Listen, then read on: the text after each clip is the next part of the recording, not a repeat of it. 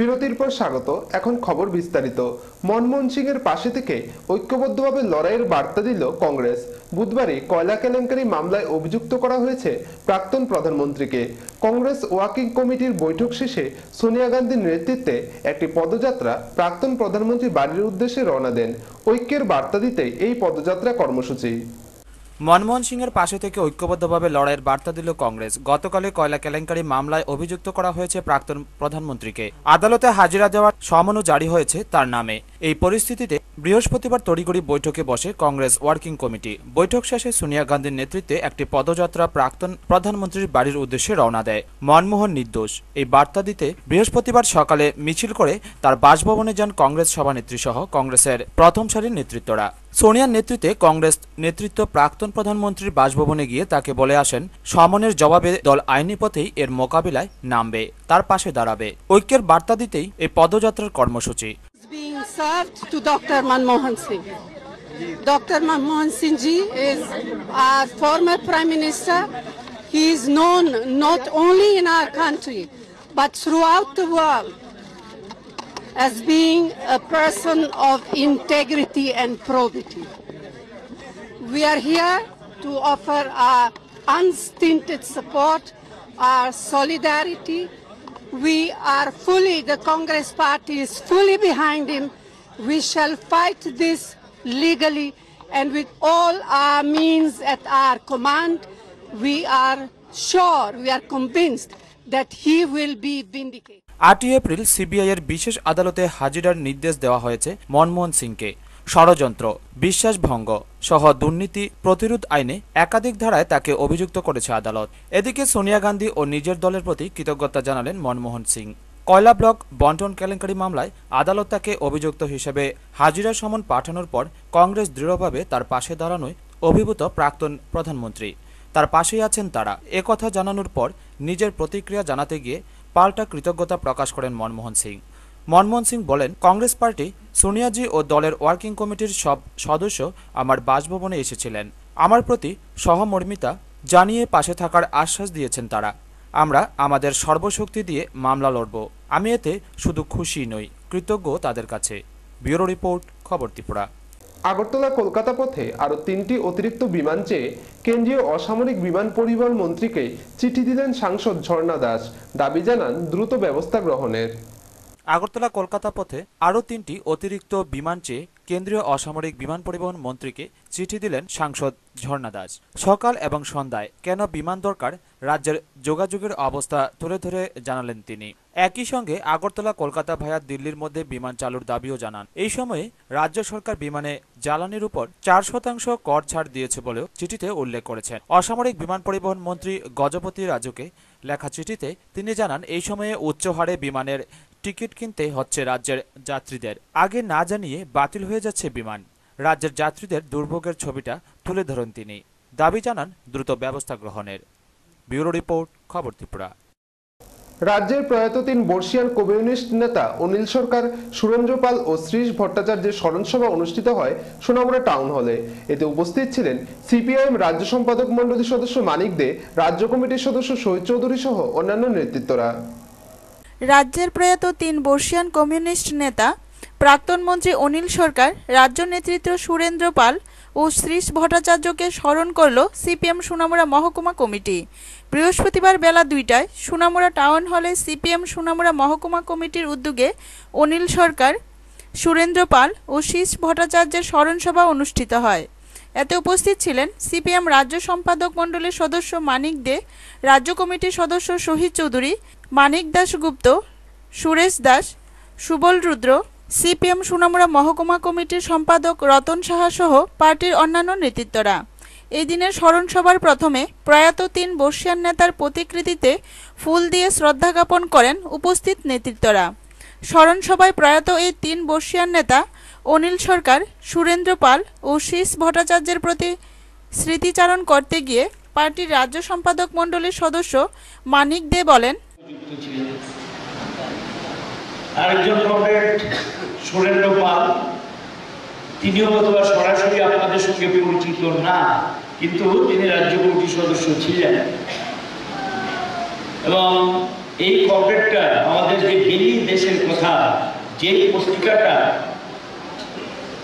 একটা home table হিসেবে, সর্বক্ষণের কর্মী হিসেবে আমাদের যে মতাদর্শ, আমাদের যে নীতি, আমাদের যে কর্মসূচি বা আমাদের যে লড়াই বার্তা, সংগ্রামের বার্তা পৌঁছে দেওয়ার ক্ষেত্রে একটা বিরাট ভূমিকা গ্রহণ করে এই ডেইলি দেশের কথা পত্রিকা।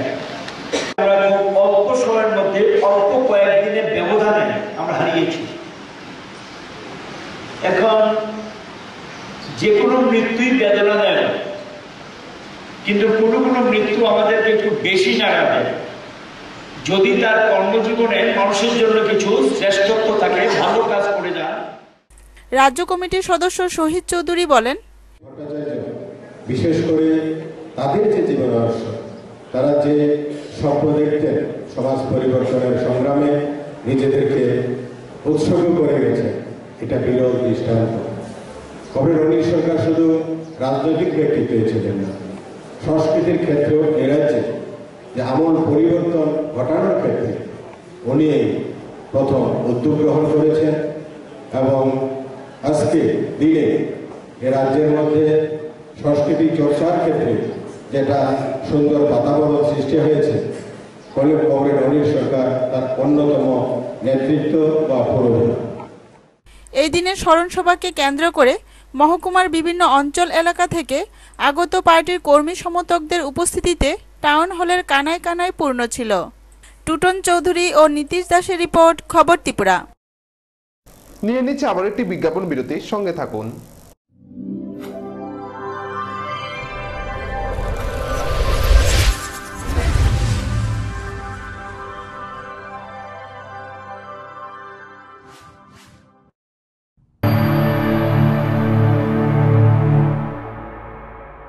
বিজ্ঞাপন বিরতির পর আবারও স্বাগত। চলে যাচ্ছি অন্যান্য খবরে। অবশেষে সোনামুড়া থানার পুলিশের জালে ধরা পড়ল সোনামুড়া শহরে একটি দোকানে দুঃসাহসিক চুরিকাণ্ডের সঙ্গে জড়িত প্রসেনজিৎ সাহা নামক এক চোর। বর্তমানে সে সোনামুড়া পুলিশ রিমান্ডে রয়েছে। সোনামুড়া থানার পুলিশের জালে ধরা পড়ল শহরের একটি দোকানে দুঃসাহসিক চুরিকাণ্ডের সঙ্গে জড়িত প্রসেনজিৎ সাহা নামক এক চোর। বর্তমানে সে সোনামুড়া পুলিশ রিমান্ডে রয়েছে। ঘটনা গত 2014 সালের 11ই নভেম্বর। ঘটনায় জানা যায়, ওই দিন বিকেলে শহরের নগর পঞ্চায়েত সংলগ্ন আব্দুল কায়ুমের ইলেকট্রনিক্স দোকানে আসে স্কুটি করে এক যুবক। তখন দোকানের মালিক আব্দুল কায়ুম রবীন্দ্র চৌমুহনীস্থিত তার অন্য একটি দোকানে ছিল। সে সময় ওই যুবক দোকানে থাকা 2টি LG টিভি চুরি করে পালিয়ে যায়।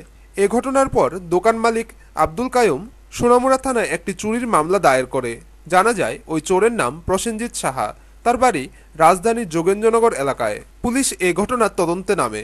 পরে পুলিশ দোকানের সিসিটিভি ও ATM এর সিসিটিভি ফুটেজ খতিয়ে দেখে এই দুঃসাহসিক চুরিকাণ্ডের সাথে জড়িত চোরকে শনাক্ত করে এবং তার খোঁজে তল্লাশি শুরু করে। অবশেষে গত 3রা মার্চ তাকে নিজ বাড়ি থেকে গ্রেপ্তার করে পুলিশ। ধৃত যুবককে TI প্যারেডের মাধ্যমে শনাক্ত করে প্রত্যক্ষদর্শীরা। ধৃত চোর প্রসেনজিৎকে বুধবার আদালতে তোলা হলে আদালত তাকে 7 দিনের পুলিশ রিমান্ডে পাঠায়। বর্তমানে সে সোনামুড়া থানায় পুলিশ রিমান্ডে রয়েছে। স্কুটিলে এইখানে দাঁড়াইছে, দাঁড়াইয়া এইখানে উঠছে, আমি দাঁড়াইছি এইখানে দাঁড়াইছি। আমার এখানে ফ্রিজের উঠে LG টিভি আছিল 2টা, LG টিভি 2টা আছিল। তো ওইটা কয় আমি ওইখানে ওই শেয়ারে বসা, তো ওইটা কয় আমি তো টিভি 2টা লইছি। তখন এই কি টিভি লইছ? LG TV. কার কাছে লইছ? সেই দোকানও টাকা দিয়েছি। সেই দোকানও টাকা দিয়েছ কার কাছে? তো টাইমের কাছে। তো এখানে দাঁড়াও, আমি জিজ্ঞাসা করি তোমার মাল দিতে পারতাম না, জিজ্ঞাসা করলাম ধরা। জিজ্ঞাসা করার পরে আমি মাত্র সেই করে গেছি, আমি শাটারটা টান দিছিলাম না, খোলা আছে, সেই করে গেছি। এই টান কিন্তু কথা নিয়ে ওই ইয়েদের কোথায় আছে, ওই সিমেন্টের ঘরের ইয়েটার কাছে, খামটার কাছে আছে রে, তার স্কুটি নাই। তখন আমি তুই কেন দিয়ে দিতেও নাই, তার স্কুটিও নাই, আমার টিকি দিতে লয়ে গেছে। এই ঘটনার বিবরণ দিতে গিয়ে সোনামুড়া থানার ওসি নারায়ণ সাহা জানান, 4/11/2014 তারিখ বিকালবেলা জনৈক যুবক একটি স্কুটার নিয়ে এসে সোনামুড়া শহরের কায়ুম মিয়ার দোকানে থেকে 2টো LG টিভি চুরি করে নিয়ে যায়। এই পরিপ্রেক্ষিতে সোনামুড়া থানায় একটি কেস হয় যার কেস নাম্বার হচ্ছে গিয়ে 202/14। ওই কেসের তদন্ত করতে গিয়ে আমরা সিসিটিভির সাহায্য নিই এবং ব্যাংকের যে এটিএম, সেই এটিএম থেকে সে টাকা তুলেছিল, ওইখানকার সিসিটিভি ফুটেজ থেকে ওর ছবি নেওয়া হয়। পরবর্তী সময় গত 3 তারিখে, মানে এই মাসের 3 তারিখে আমরা তাকে অ্যারেস্ট করি। তার নাম হচ্ছে গিয়ে প্রসেনজিৎ সাহা, বাড়ি তার যোগেন্দ্রনগরে। এখন সে আমাদের এখানে আছে পুলিশ রিমান্ডে।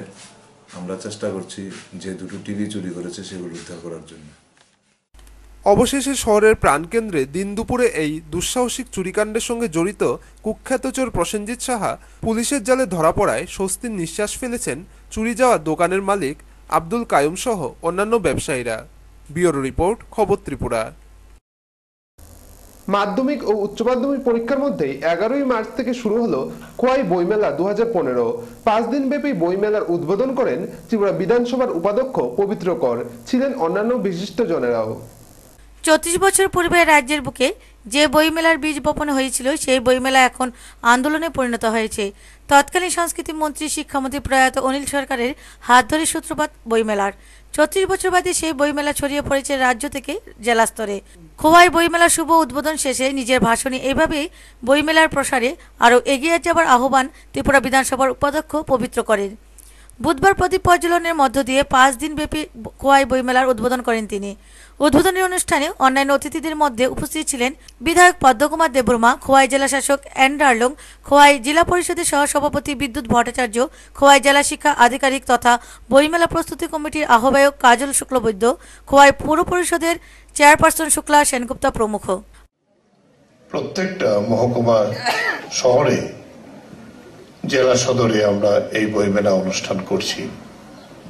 এই ক্ষেত্রে সঠিকভাবে বলেছেন, প্রথম যিনি বক্তৃতা করেছিলেন তার প্রধান রূপকার ছিলেন তিনি মনের দিক থেকে সাহিত্যিক, কবি, আমাদের প্রয়াত সংস্কৃতি দপ্তরের মন্ত্রী অনিল সরকার মহাশয়। এইটা একটা আন্দোলনে পরিণত হয়েছে এবং এই আন্দোলনের ধারা আমরা আজকেও অব্যাহত রাখতে পেরেছি। আগরতলা বইমেলায় গিয়ে দেখলাম সবাই হয়তো বই কিনছেন না, কিন্তু বই মলাট উল্টে দেখা, মেলাতে সবাই মিলে যাওয়া, পুরনো পরিচিতদের দেখা সাক্ষাৎ করা, এটা বস্তুত পক্ষে এটা মিলন মেলায় পরিণত হয়েছে। এখন বিজ্ঞান প্রযুক্তির কারণে, আমাদের মিডিয়ার কারণে দেখা যায় খবরের কাগজ পড়ার আগ্রহ মানুষের কমে গেছে। কারণ যেটা পড়বো আগের দিন রাত্রেই তো আমি শুনে ফেলেছি, কিন্তু তারপরেও খবরের কাগজ যেটা শুনে ফেলেছি এটা চলে গেছে। কোনো বিশেষ খবর হলে পরের দিন আবার এটা রিপিট করে, কিন্তু খবরের কাগজটা স্থায়ী। এটাকে মানুষ রেকর্ড করে, এটাকে মানুষ রেখে দেয়। তাই আমরা বলবো এই যে লেখার অক্ষর, সে বই হোক, পুস্তক হোক, গল্প। মাধ্যমিক ও উচ্চ মাধ্যমিক পরীক্ষা চলাকালীন সময়ে এই বছর বইমেলার আয়োজন করার দরুন ছাত্রছাত্রী অভিভাবক মহলে মিশ্র প্রতিক্রিয়া পরিলক্ষিত হয়েছে। তবে রাজ্য এবং বহিরাজ্যের প্রকাশনা সংস্থার আগমনে বইয়ের সন্ধানে পাঠকদের বীজ যে বাড়বেই তাতে কোনো সন্দেহের অবকাশ নেই। তাছাড়া পার্শ্ববর্তী বাংলাদেশ থেকেও প্রকাশকরা খোয়াই বইমেলায় স্টল খুলবেন বলে উদ্বোধনী ভাষণে জানালেন বইমেলা প্রস্তুতি কমিটির আহ্বায়ক কাজল শুক্লবৈদ্য। তিনি আশা প্রকাশ করেন এই বছরকার বইমেলা বিগত বছরগুলির ধারাবাহিকতা বজায় রেখে বই পিপাসুদের জন্য আকর্ষণের কেন্দ্রবিন্দু হয়ে উঠবে। ব্যুরো রিপোর্ট, খবর ত্রিপুরা। যাত্রাপুর থানাধীন বিরামপুর গ্রামে এক গৃহবধূ অগ্নিদগ্ধ হয়ে এখন মৃত্যুর সাথে পাঞ্জা লড়ছে আগরতলা জীবিতে। বধূ নির্যাতনের অভিযোগে পাষণ্ড স্বামীকে যাত্রাপুর থানার পুলিশ আটক করেছে। ঘটনায় চাঞ্চল্য ছড়িয়েছে গোটা এলাকায়। যাত্রাপুর থানাধীন বিরামপুর গ্রামে এক গৃহবধূ অগ্নিদগ্ধ হয়ে এখন মৃত্যুর সাথে পাঞ্জা লড়ছে আগরতলা জিবি হাসপাতালে। বুধবার নির্যাতনের অভিযোগে পাষণ্ড স্বামীকে গ্রেপ্তার করেছে যাত্রাপুর থানার পুলিশ। এই ঘটনার প্রেক্ষিতে গোটা গ্রামে যথেষ্ট চাঞ্চল্য সৃষ্টি হয়েছে। প্রাপ্ত খবরে জানা যায় একই গ্রামের রেজিনা খাতুনের সাথে 13 বছর পূর্বে আব্দুল সত্তারের সামাজিকভাবে বিয়ে হয়। প্রথম অবস্থায় কয়েক বছর ভালো থাকলেও পরবর্তী সময়ে স্বামী গৃহবধূকে প্রায় সময় অকথ্য মারধর করে। মাঝে 2টি পুত্র সন্তানও হয়। বুধবার সন্ধ্যায় লম্পট স্বামী ঘরে ঢুকেই অত্যন্ত পরিকল্পিতভাবেই নিজের কিশোর সন্তানের সামনেই শরীরে কেরোসিন ঢেলে আগুন লাগিয়ে দেয়। গৃহবধূর তীব্র চিৎকারে প্রতিবেশীরা এসে অগ্নিদগ্ধ গৃহবধূকে প্রথমে মেলাগড়, পরে আশঙ্কাজনক অবস্থায় জীবিত নিয়ে যায়। নিজ সন্তানের অভিযোগ মূলেই পুলিশ রাতেই দুর্বৃত্ত স্বামীকে আটক করে যাত্রাপুর থানায় নিয়ে আসে। শ্বশুর, দেবর ও দেবরের স্ত্রীর বিরুদ্ধেও অভিযোগ দায়ের হয়েছে থানায়। বুধবার যাত্রাপুর থানা চত্বরে 2 কিশোর ছেলে পুলিশের কাছে সমস্ত ঘটনার বিবরণ জানায়।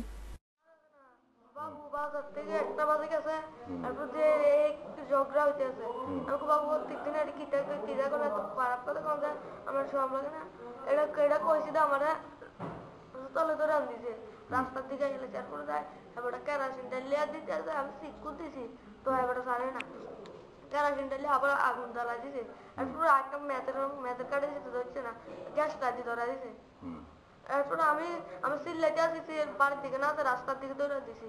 এরপর আমি তো সবাই কাকি টাকি সবাই ধরে এসে কাকু টাকু সবাই খেত বেঁচতে আছে। এরপর আমি ধরে আসি এরপর কেড়ে দেখিনি কেড়ে দেখি না বুঝলে কাকি টাকি এসে কাকা তো ভাই একটা ছিল কাজ জল ঢালছে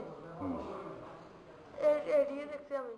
সকালকে বাস্তবনের সেলিম মিয়া একটা কমপ্লেন করছে যে তার বোন জামাই আব্দুল সত্তার বাবা আকমত আলী তার সাথে তার সেলিমের বোন যার নাম রেজিয়া খাতুন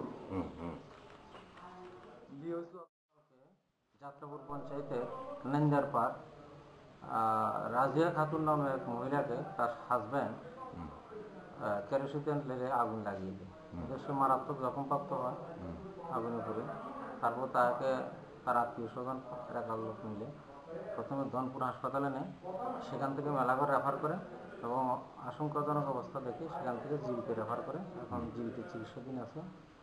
আমরা তার হাজব্যান্ড আব্দুল সত্তারকে আমরা মেলাঘর হাসপাতাল থেকে গ্রেফতার করি। এখন সে তাকে এখন আমরা আসামি এখানে 5 জনকে দিয়েছে, আরো 4 হয়ে আছে। সেখানে কেরোসিনের একটা বোতল পেয়েছি, কেরোসিনের কিছু ছিটা পেয়েছি এবং যে কাপড় চোপড়গুলি পোড়া গেছে আমরা পেয়েছি। সেখানে কেরোসিন তেলের আমরা গন্ধ পাচ্ছি। কাঠালিয়া থেকে নারায়ণ বদ্দের রিপোর্ট, খবর ত্রিপুরা। রাজধানী আগরতলা শহরে মিছিল করল পশ্চিম এবং সিপাহীজলার উদ্বাস্তু উন্নয়ন কমিটি। আস্তাবল থেকে মিছিল করে রবীন্দ্র ভবনের সামনে এসে এরা মিলিত হয়। শহরে মিছিল করল পশ্চিম এবং সিপাহীজলা উদ্বাস্তু উন্নয়ন সমিতি। আস্তাবল থেকে মিছিল করে রবীন্দ্র ভবনের সামনে আসে। তাদের দাবি রাজ্য সরকারকে উদ্বাস্তু হিসেবে স্বীকৃতি দিতে হবে। পুনর্বাসন সহ 5 লাখ টাকা পরিবারের পিছু ক্ষতিপূরণ দেওয়ার দাবি জানান। সমিতির সম্পাদক গোপাল লস্কর এই কথা জানান। এপ্রিল মাসে যে কোনো ধরনের আন্দোলন করার হুমকিও দেন তিনি। কার্যকলাপে আমরা জম্মু জেলা ব্লক ও অন্যান্য ব্লক থেকে সিপাহীজলা এবং সদর সাব ডিভিশনের আন্ডারে বিভিন্ন পঞ্চায়েত বিভিন্ন ব্লকে আমরা যাযাবরের মতো বসবাস করছি। আজকে 16টি বছর যাবৎ আমরা উগ্রপন্থী জেলায় যন্ত্রণা বাড়িঘর ছেড়ে এই 2টা সাব ডিভিশনে আমরা অস্থায়ীভাবে বসবাস করতেছি। রাজ্য সরকারের কাছে আমরা বিভিন্নভাবে, রাজ্যপালের কাছে বিভিন্নভাবে, ডিএমের কাছে বিভিন্ন দাবি সনদ নিয়ে আমরা পেশ করছি। বাস্তবে আমাদের কিছু নেই। তাই আমরা অসহায় হয়ে আমরা এই আস্তাবল মাঠে একবার আমরণ অন্বেষণ করেছিলাম। আমরা আজকে আমরা একটা মহামিছিল করতে আছি যে এই 3 দফার দাবিতে এই মাসের মধ্যে যদি আমাদের দাবিগুলি সম্পূর্ণ হয় আগামী দিনে আমরা বৃহত্তর আন্দোলন করব বলে। বীর রিপোর্ট, খবর ত্রিপুরা। আন্তর্জাতিক নারী দিবসে বিলুনিয়া জনগ্রন্থাগারে এক রক্তদান শিবির অনুষ্ঠিত হয়। এদিন 48 জন রক্তদাতা স্বেচ্ছায় রক্তদান করেন। উপস্থিত ছিলেন বিধায়ক বাসুদেব মজুমদার সহ অন্যান্যরা। আন্তর্জাতিক নারী দিবসে রক্তদান শিবির সরকারি কর্মচারী সমিতির বুধবার সকালে বিলুনিয়া জনগ্রন্থাগারে রক্তদান করলেন সংগঠনের 48 জন সদস্য। অনুষ্ঠানের সূচনায় উপস্থিত ছিলেন বিধায়ক বাসুদেব মজুমদার, সিপিএম বিলুনিয়া বিভাগীয় সম্পাদক তাপস দত্ত, টিজিইএ বিভাগীয় সম্পাদক জয়ন্ত দত্ত সহ অন্যরা। রক্তদানী সহকর্মীদের উৎসাহিত করতে রক্ত দিলেন সংগঠনের সভাপতি পীযূষ সাহা। উদয়পুরে ত্রিপুরেশ্বরী ব্লাড ব্যাংক এই শিবির পরিচালনা করে। কর্মসূচিতে 14 জন মহিলা কর্মচারীর রক্তদান ও ব্যাপক অংশগ্রহণ প্রশংসনীয় বলে মনে করেছেন বিধায়ক বাসুদেব মজুমদার। একই সঙ্গে বিশ্ব নারী দিবসে এই ধরনের একটি সামাজিক কর্মসূচি গ্রহণের জন্য সংগঠনকে সাধুবাদ জানিয়েছেন অতিথিরা। ব্যুরো রিপোর্ট, খবর ত্রিপুরা। শ্বশুরবাড়িতে নিজের শরীরে কেরোসিন ঢেলে আত্মহত্যার চেষ্টা এক 18 বছর বয়সী গৃহবধূর। ঘটনা তেলিয়ামুড়া থানাধীন ঘনিয়ারবিল এলাকায় মঙ্গলবার রাত্রি আনুমানিক 7টা নাগাদ। শ্বশুরবাড়িতে নিজ শরীরে কেরোসিন ঢেলে আত্মহত্যার চেষ্টা এক 18 বছর বয়সী গৃহবধূর। নাম শিখা ঋষি দাস, বাড়ি তেলিয়ামুড়া থানাধীন ঘনিয়ারবিল এলাকায়। ঘটনা মঙ্গলবার রাত আনুমানিক 7টা নাগাদ। ঘটনার বিবরণে জানা যায়, গত 2 বছর আগে ঘনিয়ারবিল এলাকার প্রমোদ ভৌমিকের ছেলে বিজয় ভৌমিকের সাথে ভালোবাসার বিয়েতে আবদ্ধ হয় শিখা দেবী। বিয়ের 2 বছরের মধ্যে 1 বছরে এক কন্যা জন্ম হয় তাদের। সংসারে কোনো ঝামেলা ছিল না, সুন্দরভাবে চলছিল বিজয় ও শিখার ভালোবাসার পরিবার।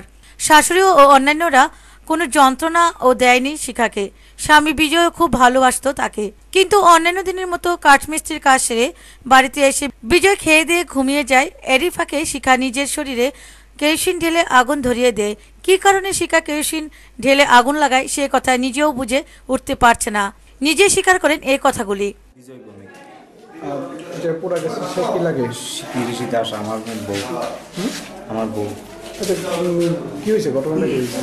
ঘটনা তো আমি কিছু না, আমি তো আজকাল আমরা তাড়াতাড়ি খাইয়া ঘুমাই থাকি, সকাল বিকালে সন্ধ্যার লোক খাইয়া ঘুমাই দিই। আমরা কোনো কাজ যাওয়া কিছু নেই।